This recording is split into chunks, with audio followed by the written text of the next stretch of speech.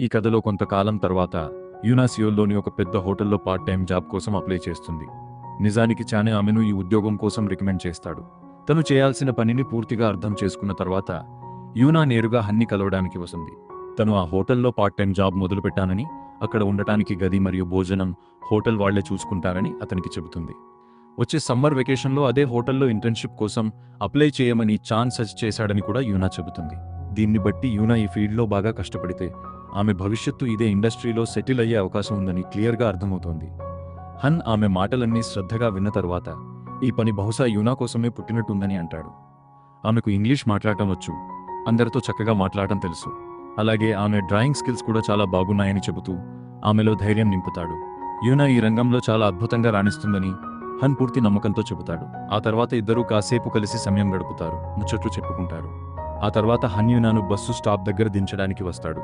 యూనా వెళ్లే ముందు వారు మళ్లీ సాటర్డే కలుద్దామని డిసైడ్ చేసుకుంటారు. కానీ యూనా అంత దూరం నుండి తనను కలవడానికి రావడం, మళ్లీ ఒంటరిగా ఇంటికి వెళ్లడం హన్కి ఏమాత్రం నచ్చదు. ఆ విషయం తన బాధగా చెబుతాడు.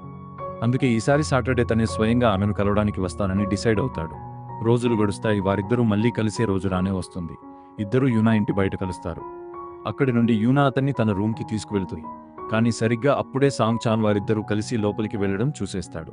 అయితే అతను వెంటనే ఆ విషయం ఎవరికీ చెప్పడు. కాసేపటి తర్వాత యూనా రూమ్కి భోజనం తీసుకువెళ్లమని చాన్కి చెబుతారు. కానీ చాన్ కొంచెం తడబడుతూ ఈ సమయంలో అక్కడికి వెళ్లడం కరెక్ట్ కాదేమో అని అంటాడు. ఆ తర్వాత సాంగ్ తనే స్వయంగా యూనాకి డిన్నర్ ఇవ్వడానికి ఆమె రూమ్ వైపు వెళ్తుంది. ఆమె లోపలికి వెళ్లగానే అక్కడ యూనా మరియు హన్ కలిసి ఉండటం చూస్తుంది. ఈ రకంగా వారి రిలేషన్షిప్ సాంగ్ ముందు ఎక్స్పోజ్ అయిపోతుంది. ఇద్దరూ ఒక్కసారిగా భయపడిపోయి మోకాళ్ల మీద కూర్చుని క్షమాపణలు అడగడం మొదలు పెడతారు. కానీ సాంగ్ వారిని శాంతింపజేస్తూ భయపడాల్సిన అవసరం లేదని చెబుతుంది. ఈ విషయం గురించి తను ఎవరికీ చెప్పనని వారికి ప్రామిస్ చేస్తుంది. వెళ్తూ వెళ్తూ మీరిద్దరూ ఎప్పుడూ సంతోషంగా ఉండండి అని దీవిస్తుంది. కాసేపటి తర్వాత ఇద్దరు ఇంటి నుండి బయటకు వస్తారు. యూనా ముఖంలో తన ఫ్యామిలీ సిట్యువేషన్ తాలూకు భారం స్పష్టంగా కనిపిస్తుంది. ఆమె లోపల చాలా బాధపడుతుంటుంది. సాంగ్ తనొక తల్లిలా ట్రీట్ చేయడం ఆమెకు అస్సలు నచ్చదు. ఇదంతా చూసిన హన్ ఎక్కువ మాటలు చెప్పకుండా ఆమె దగ్గరకు వచ్చి ఆమెను కౌగిలించుకుని ఓదార్చడానికి ప్రయత్నిస్తాడు. ఆ సమయంలో హన్ ఇచ్చే సపోర్టే యూనాకి సర్వస్వం. మరుసటి రోజు హన్కి తన సీనియర్ ఒకరు తన రీసెర్చ్ ల్యాబ్లో మెంబర్ అవ్వమని ఆఫర్ ఇస్తారు. హన్ చాలా తెలివైన స్టూడెంట్ అని ఆ సీనియర్కి అతని మీద పూర్తి నమ్మకం ఉంటుంది. కానీ హన్ తన ప్రస్తుత పరిస్థితిని దృష్టిలో ఉంచుకుని వెంటనే ఎటువంటి నిర్ణయం తీసుకో. అతనికి తన గ్రాడ్యుయేషన్ త్వరగా పూర్తి చేసి ఒక మంచి ఉద్యోగం సంపాదించడం చాలా ముఖ్యం. అందుకే ఆ ఆఫర్ని నేరుగా రిజెక్ట్ చేయకుండా ఆలోచించుకోవడానికి కొంచెం సమయం అడుగుతాడు. ఈలోపు హన్ ఫోన్కి యూనా మెసేజ్ వస్తుంది. సాటర్డే కలవమని ఆమె కోరుతుంది. కానీ సమస్య ఏంటంటే ఆ రోజు హన్కి ట్యూటరింగ్ సెషన్స్ అప్పటికే షెడ్యూల్ అయి ఉన్నాయి. అయినా సరే యూనా కోసం ఆలోచించకుండా తన సెషన్స్ని సాటర్డే నుండి సండేకి షిఫ్ట్ చేస్తాడు. మరోవైపు యూనాకి చాన్ నుండి కాల్ వస్తుంది. వీఐపీ హాల్ మేనేజర్ మిస్ యూనన్ని కలవమని చాన్ చెబుతాడు. ఎందుకంటే వీఐపీ డిపార్ట్మెంట్లో ఒక పార్ట్ టైం స్టాఫ్ అవసరం ఉంది. చాన్ మాట విని యూనా వెంటనే మిస్ యూనన్ని కలవడానికి వస్తుంది. ఆమెను చూడగానే మిస్ యూనన్ చాలా ఇంప్రెస్ అవుతుంది. వెంటనే ఈ సాటర్డే నుండే పనిలోకి చేరమని చెబుతుంది. కంగారులో యూనా కూడా ఏమీ ఆలోచించకుండా ఓకే అనేస్తుంది. కానీ అక్కడి నుండి బయటకు వచ్చాక ఆమెకు అకస్మాత్తుగా గుర్తొస్తుంది, తను సాటర్డే హన్ని కలవాలని డిసైడ్ అయ్యింది కదా అని. ఇంకోవైపు హన్ తన చదువుతో పాటు చాలా ట్యూటరింగ్ క్లాసెస్ కూడా హ్యాండిల్ చేస్తుంటాడు. యూనాను కలవడం కోసం అతను సాటర్డే సెషన్స్ అన్ని క్యాన్సిల్ చేసేస్తాడు. కానీ ఫైనల్ ఎగ్జామ్స్ దగ్గర పడుతుండటంతో స్టూడెంట్స్ పేరెంట్స్ హన్ తీసుకున్న ఈ నిర్ణయం పట్ల అస్సలు సంతోషంగా ఉండరు. ఆ కారణం చేత హన్ వారి మాటలు కూడా పడాల్సి వస్తుంది. ఇక రాత్రికి హన్ తన పనులన్నీ పూర్తి చేసుకుని తన ఫ్రెండ్ తెహో స్టడీ సెంటర్కి చేరుకుంటాడు. అక్కడ అతను రెస్ట్ తీసుకుంటున్న సమయంలో సోల్ అనే అమ్మాయి ఒక కంప్లైంట్ తీసుకుని తెహో దగ్గరకు వస్తుంది. తను రిజర్వ్ చేసుకున్న సీట్లో ఎవరో కూర్చున్నారని ఆమె చెబుతుంది. ఈ చిన్న విషయాన్ని బట్టే సోల్ కేవలం మంచి స్టూడెంట్ మాత్రమే కాదు, రూల్స్ విషయంలో చాలా స్ట్రిక్ట్గా ఉంటుందని అర్థమవుతుంది. సరిగ్గా ఇక్కడే మనకు సోల్ పాత్రను ఇంట్రడ్యూస్ చేశారు. అంటే కథలో ముందు ముందు ఆమె పాత్ర చాలా ఇంపార్టెంట్ అని క్లియర్గా తెలుస్తోంది. ఫ్యూచర్లో హన్ మరియు సోల్ మధ్య ఏదైనా కొత్త కనెక్షన్ ఏర్పడుతుందేమో కాలమే నిర్ణయించాలి. మరుసటి రోజు సాయంత్రం హన్ ఒక స్టూడెంట్ ఇంటికి ట్యూషన్ చెప్పడానికి వెళ్తాడు. అక్కడ ఆ స్టూడెంట్ తల్లి ఈ సాటర్డే తన కొడుకుకి ఎక్స్ట్రా క్లాసెస్ తీసుకోమని అడుగుతుంది. కానీ హన్ నిరాకరిస్తాడు. ఎందుకంటే అతను అప్పటికే యూనాతో ప్లాన్ చేసుకున్నాడు. అప్పుడే అకస్మాత్తుగా హన్ ఫోన్కి యూనా మెసేజ్ వస్తుంది. తను కొత్త జాబ్ విషయంలో ఒక ఇంపార్టెంట్ టీమ్ డిన్నర్కి వెళ్లాలని, అది తనకు చాలా ముఖ్యమని ఆమె చెబుతుంది. అది తెలుసుకున్న హన్ ఆ స్టూడెంట్ తల్లికి ఎక్స్ట్రా క్లాస్ కోసం ఓకే చెబుతాడు. ఇక దారిలో వెళ్తుండగా హన్కి తన తమ్ముడి నుండి కాల్ వస్తుంది. ఈ మధ్య వాళ్ళ నానమ్మకి మోకాలి నొప్పి చాలా పెరిగిందని అతను చెబుతాడు. ఆమెకు సర్జరీ తప్పదని డాక్టర్లు క్లియర్గా చెప్పేస్తారు. కానీ నానమ్మ దగ్గర డబ్బులు ఉన్నా ఆమె ఆపరేషన్ చేయించుకోవడానికి ఇష్టపడదు. ఆ డబ్బు తన కోసం కాకుండా మన వల్ల భవిష్యత్తు కోసం దాచాలని ఆమె తాపత్రయమని హన్ అర్థం చేసుకుంటాడు. ఇది తెలిసి హన్కి చాలా బాధ కలుగుతుంది. తను చదువు పూర్తి కాగానే వీలైనంత త్వరగా ఉద్యోగం సంపాదించి ఫ్యామిలీ బాధ్యత తీసుకోవాలని అతను గట్టిగా నిర్ణయించుకుంటాడు. రాబోయే కొన్ని వారాలు హన్ తన చదువు మరియు ట్యూటరింగ్ సెషన్స్ మధ్య గడిచిపోతాయి. మరోవైపు యూనా కూడా తన హోటల్ జాబ్లో మెల్లగా ఇంప్రూవ్ అవుతుంటుంది. ఆమె ప్రతిరోజు ఏదో ఒకటి కొత్తగా నేర్చుకుంటూ తన స్కిల్స్ని పెంచుకుంటుంది. కొన్ని వారాల తర్వాత హన్ తన ఫైనల్ ఎగ్జామ్స్ పూర్తి చేస్తాడు. ఎగ్జామ్స్ అవ్వగానే ముందుగా అతను యూనాకి మెసేజ్ చేసి తాను హోటల్కి వస్తున్నానని చెబుతాడు. పని సమయంలో, అది యూనిఫామ్లో ఉన్నప్పుడు బయట వ్యక్తులతో పబ్లిక్ ఏరియాలో మాట్లాడటం హోటల్ రూల్స్కి విరుద్ధమని యూనా చెబుతుంది. కానీ కాసేపు ఆలోచించి ఆమె ఒప్పుకుంటుంది. తన 30 నిమిషాల లంచ్ బ్రేక్లో అతన్ని కలవడానికి వస్తానని చెబుతుంది. కాసేపటి తర్వాత హన్ హోటల్ బయట ఆమె కోసం వెయిట్ చేస్తుంటాడు. లోపల నుండి బయటకు రావడం యూనాకి అంత ఈజీ కాదు. కానీ ఎన్నో కష్టాల తర్వాత ఆమె టైం చూసుకుని హన్ని కలవడానికి వస్తుంది. పరిస్థితి బట్టి వారిద్దరూ నేరుగా మాట్లాడుకోకుండా టెక్స్ట్ మెసేజెస్ ద్వారానే మాట్లాడుకుంటారు. ఈ వింటర్ వెకేషన్లో ఇద్దరూ వాళ్ళ ఊర్లో కలుద్దామని, అప్పుడు ఎక్కువ సమయం గడపవచ్చని హన్ చెబుతాడు. అప్పుడే అక్కడికి చాన్ వస్తాడు. అతన్ని చూడగానే హన్ తనకి యూనా ఎవరో తెలియనట్టుగా యాక్ట్ చేస్తాడు. ఒక గుర్తు తెలియని వ్యక్తిలా దారి అడిగి ఏమీ మాట్లాడకుండా అక్కడి నుండి వెళ్ళిపోతాడు. అతను వెళ్ళాక యూనాకి చాలా బాధగా అనిపిస్తుంది. ఇన్ని రోజుల తర్వాత కలిసే అవకాశం వచ్చినా సరిగ్గా టైం స్పెండ్ చేయలేకపోయానని బాధపడుతుంది. అప్పుడే ఎవరినీ పట్టించుకోకుండా ఆమె హన్ వెనుక పరిగెత్తుకుంటూ వెళ్ళి తనను క్షమించమని అరుస్తూ అడుగుతుంది. కొంతకాలం తర్వాత వింటర్ వెకేషన్ మొదలవుతుంది. హన్ తన ఊరికి బయలుదేరుతాడు. దారిలో అతనికి వాళ్ళ నానమ్మ కనిపిస్తుంది. ఆమె ఏదో బరువైన సామాన్లు మోస్తూ వెళ్ళడం అతను చూస్తాడు. అది చూడగానే హన్ వెంటనే బస్సు దిగి ఆమె దగ్గరకు వెళ్ళబోతాడు. కానీ అప్పుడే ఒక వ్యాన్ వచ్చి ఆగుతుంది. దాన్ని వాళ్ళ తాతయ్య డ్రైవ్ చేస్తుంటారు. ఈ వయసులో కూడా వాళ్ళ తాతయ్య, నానమ్మ ఇంత కష్టపడటం చూసి హన్ మనసు విలవిలలాడుతుంది. అతని కళ్ళలో నీళ్లు తిరుగుతాయి. మరోవైపు యూనా కూడా తన జీవితంలో ఒక కొత్త ఫేజ్ కోసం సిద్ధమవుతోంది. ఆమె ఊరి నుండి సియోల్కి షిఫ్ట్ అవ్వాలని నిర్ణయించుకుంటుంది. ఆమె వెళ్లడం వాళ్ళ నాన్నకి అస్సలు ఇష్టం ఉండదు. నా గురించి చింతించకుండా నీ లైఫ్ మీద ఫోకస్ చేయమని ఆయన చెబుతూ ఉన్నా. ఈరోజు తను వెళ్తుంటే ఆయన మనసు భరించలేకపోతుంది. చాలా ఎమోషనల్ అవుతారు. వెళ్లే ముందు సాంగ్ నుండి యూనా ఒక ప్రామిస్ తీసుకుంటుంది. ఎట్టి పరిస్థితుల్లోనూ తన తండ్రిని ఒంటరిని చేయవద్దని కోరుతుంది. ఈ ఎమోషనల్ గుడ్ బై తర్వాత యూనా సియోల్ చేరుకుంటుంది. అక్కడ చాన్ ఆమెను రిసీవ్ చేసుకుని ఒక డార్మిటరీకి తీసుకొస్తాడు. ఈ ఫీల్డ్లో కెరియర్ నిర్మించుకోవాలంటే ఇప్పటి నుండి నీ మీద నువ్వు చాలా కష్టపడాలని చాన్ ఆమెకు వివరిస్తాడు. నీ కెరియర్ మొత్తం నీ కష్టం మీద ఆధారపడి ఉంటుందని చెబుతాడు. ఊర్లో హన్ యూనాకి మెసేజ్ చేస్తాడు. ఎప్పుడు కలుద్దామని అడుగుతాడు. కానీ ఆమె నుండి ఎటువంటి రిప్లై రాదు. ఇంటికి చేరుకున్న హన్ ఇంటి రిపేర్ పనుల్లో వాళ్ళ తాతయ్యకి సహాయం చేస్తాడు. ఆ రోజంతా ఆ పనుల్లోనే గడిచిపోతుంది. మధ్య మధ్యలో అతను ఫోన్ చెక్ చేసుకుంటూ ఉంటాడు. కానీ యూనా ఇంకా టెక్స్ట్ చూడదు. సాయంత్రం హన్ తన పనులు ముగించుకున్నాక ప్రశాంతంగా ఆమెకు కాల్ చేస్తాడు. తను ఎలా ఉంది, ఎక్కడ ఉంది అని అడుగుతాడు. తను సియోల్ షిఫ్ట్ అయిపోయానని యూనా చెబుతుంది.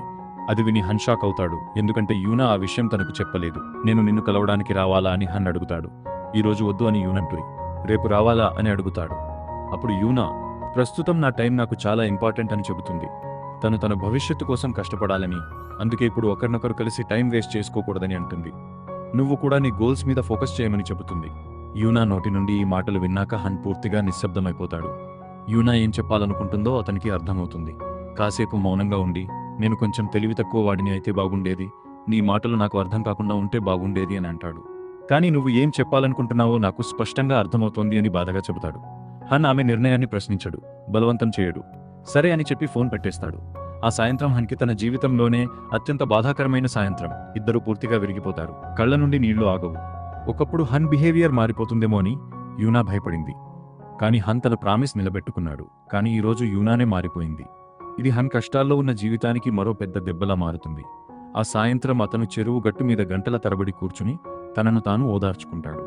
మరోవైపు యూనాకి హన్ చెప్పిన మాటలు గుర్తొస్తాయి.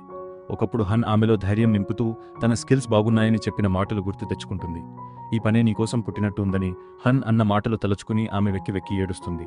ఇక హన్ మిలిటరీ సర్వీస్కి వెళ్లాల్సిన సమయం వస్తుంది. తన ఫ్యామిలీకి వీడ్కోలు చెప్పి అతను బయలుదేరుతాడు. ఇక్కడి నుండి కథ 10 ఏళ్లు ముందుకు వెళుతుంది. హన్ ఇప్పుడు సియోల్లో ట్రైన్ ఆపరేటర్గా పనిచేస్తున్నాడు. ఎన్నో ఏళ్ల కష్టం తర్వాత ఇప్పుడు అతని లైఫ్ సెటిల్ అయ్యింది. కానీ ఈ 10 ఏళ్లలో ఆ రోజు తర్వాత అతను యూనాను మళ్లీ చూడలేదు. ప్రతిరోజులాగే హన్ ట్రైన్ని టోంగ్జక్ స్టేషన్లో ఆపి తన ఇంటికి వస్తాడు.